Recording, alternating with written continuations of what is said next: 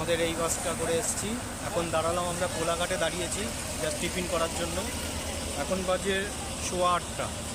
8:15-র মধ্যে কোলাঘাট পৌঁছে গেছে।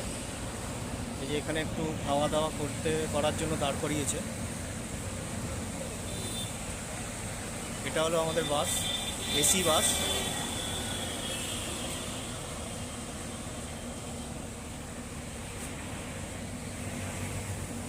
দেখুন এখানে খাওয়া দাওয়ার জন্য দাঁড় করিয়েছে, টিফিন করার জন্য, বাথরুম করার জন্য।